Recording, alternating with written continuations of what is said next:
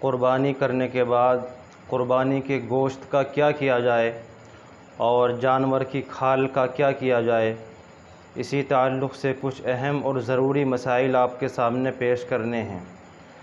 قربانی کرنے کے بعد جو گوشت حصے میں آتا ہے تو افضل اور مستحب یہ ہے کہ اس کے 3 حصے کیے جائیں۔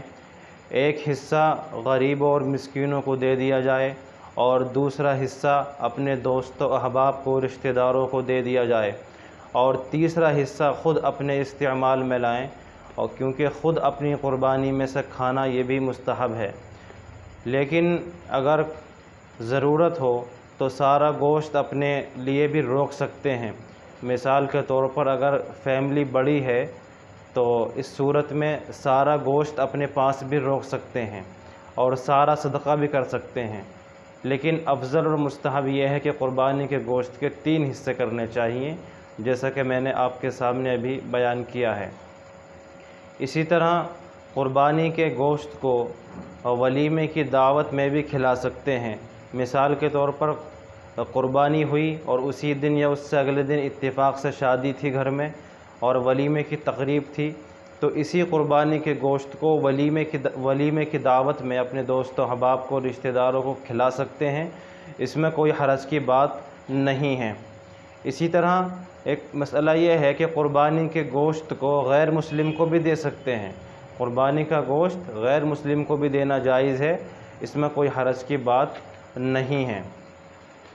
اسی طرح ایک اہم مسئلہ یہ ہے کہ اگر کسی آدمی کا انتقال ہوا اور وہ اپنے انتقال سے پہلے وصیت کر کے گیا تھا کہ میری طرف سے قربانی کرنا، تو اب اس کے انتقال کے بعد جب اس کی طرف سے قربانی کی جا رہی ہے تو اس کی اس قربانی کے گوشت کو مستحقین کو یعنی غریب و مساکین کو دینا ضروری ہے۔ غیر مستحق لوگ اس قربانی کے گوشت کو اپنے استعمال میں نہیں لا سکتے، یہ ان کے لیے جائز نہیں ہے۔ لہذا اس قربانی کے گوشت کو مستحقین حضرات کو ہی دیا جائے گا اور انہی پر خرچ کیا جائے گا۔ اسی طرح ایک اہم مسئلہ یہ ہے کہ قربانی کے گوشت کو فروخت کرنا یعنی بیچنا یہ درست نہیں ہے۔ اصل تو یہ ہے کہ قربانی کے گوشت کو خود اپنے استعمال میں لائیں، اس کو فروخت نہ کیا جائے۔ لیکن اگر مستحقین کو اور ضرورت مندوں کو گوشت دینے کے بعد پھر بھی بچ جاتا ہے، یعنی زیادہ مقدار میں تھا گوشت، اپنے استعمال میں لے آئے، غریب و مساکین کو بھی دے دیا، رشتہ داروں کو بھی دے دیا، اس کے بعد بھی ایک بڑی تعداد میں گوشت بچ جاتا ہے، تو اب اس کا کیا جائے؟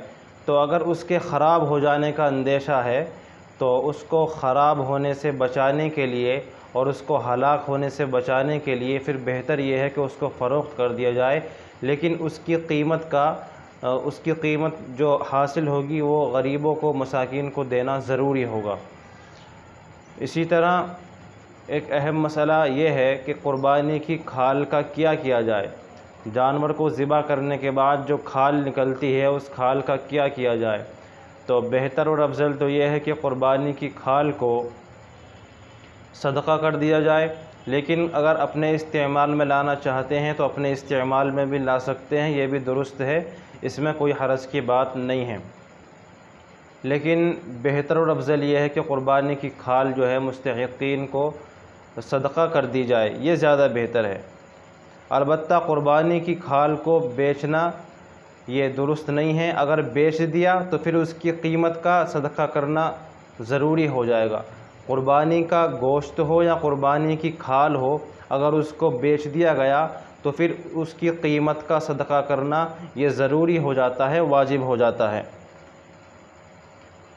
اسی طرح قربانی کی کھال کو مدارس کے اندر بھی دے سکتے ہیں، مدارس میں جو غریب نادار طلبہ ہوتے ہیں ان کو بھی دے سکتے ہیں، بلکہ یہ زیادہ افضل ہے کیونکہ اس میں 2 ثواب ملیں گے، ایک تو صدقہ کرنے کا ثواب ملے گا اور دوسرے علم دین کی اشاعت کا بھی ثواب ملے گا۔ البتہ قربانی کی کھال کو مساجد کے اندر دینا درست نہیں ہے۔ قربانی کی کھال کو مسجد میں اس نیت سے دینا کہ اس کو فروخت کر کے مسجد کی ضروریات میں پیسے کو خرچ کیا جائے، یہ درست نہیں ہے۔ اسی طرح قربانی کی کھال کو امام کی تنخواہ کے طور پر دینا، معاوضے کے طور پر دینا، یہ بھی درست نہیں ہے۔ البتہ قربانی کی کھال کو مدارس کے اندر دے سکتے ہیں، لیکن مدارس میں بھی اس کھال کی قیمت کو غریب طلباء پر ہی خرچ کیا جائے گا۔ اس کھال کی قیمت کو مدرسین کی تنخواہوں میں، ملازمین کی تنخواہوں میں دینا درست نہیں ہوگا۔ اس میں ایک اہم مسئلہ یہ سمجھنے کا ہے کہ اگر کسی آدمی نے قربانی کی کھال کو مدرسے کے محتمم کو یا مدرسے کے مدرس کو یا کسی ملازم کو بطور ملکیت دے دی، پھر اس نے اس کو فروخت کیا اور اس کی قیمت مدرسے کے اندر دے دی، تو اس قیمت کو مدرسے کے تمام ضروریات میں خرچ کرنا درست ہے، چاہے وہ تنخواہیں ہوں یا تعمیرات کا کام ہو، ہر چیز میں اس کو استعمال کر سکتے ہیں۔ لیکن آج کل جو قربانی کی کھال مدرسے کے محتمم کو یا مدرسے کے مدرس کو، استاذ کو یا کسی ملازم کو جو دی جاتی ہے، وہ بطور ملکیت نہیں دی جاتی، بلکہ وہ بطور وکالت یعنی وکیل بنا کر کے دی جاتی ہے۔ وہ وکیل بنا کر کے ان کو دی جاتی ہے، پھر وہ مدرسے کے لوگ اس کے کھال کو بیچ دیتے ہیں، تو اس کی قیمت کا اب صرف غریب طلباء پر استعمال جائز ہوگا۔ اس کو مدرسین کی تنخواہوں میں، ملازمین کی تنخواہوں میں یا مدرسے کی تعمیرات وغیرہ میں استعمال کرنا اس رقم کو درست نہیں ہوگا، بلکہ اس رقم کو اب مدرسے کے غریب طلباء اور نادار طلباء پر ہی خرچ کیا جائے گا۔ ایک اہم مسئلہ یہ ہے کہ قربانی کا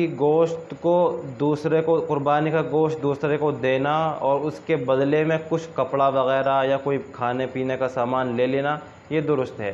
یعنی کسی آدمی نے قربانی کا گوشت دوسرے کو دیا اور اس کے بدلے میں اس نے کوئی پھل وغیرہ، فروٹ وغیرہ لے لیا یا کوئی کھانے پینے کا سامان لے لیا یا کوئی کپڑا اس کے بدلے میں لے لیا، تو یہ درست ہے، اس میں کوئی حرج کی بات نہیں ہے۔ اسی طرح ایک مسئلہ یہ ہے کہ قربانی کی کھال کو ہدیہ بھی کر سکتے ہیں۔ قربانی کی کھال کو کسی دوسرے آدمی کو ہدیہ بھی کر سکتے ہیں، چاہے وہ مالدار ہو چاہے وہ غریب ہو، ہدیہ کر سکتے ہیں، اس میں کوئی حرج کی بات نہیں ہے۔ اس میں غریب کا مالدار کا کوئی فرق نہیں ہے، غریب کو بھی ہدیہ کر سکتے ہیں، مالدار کو بھی ہدیہ کر سکتے ہیں۔ اسی طرح ایک اہم مسئلہ یہ ہے کہ جانور کے گلے میں جو رسی یا جو زنجیر وغیرہ ہوتی ہے، قربانی کی کھال کے ساتھ اس کو بھی صدقہ کر دینا چاہیے۔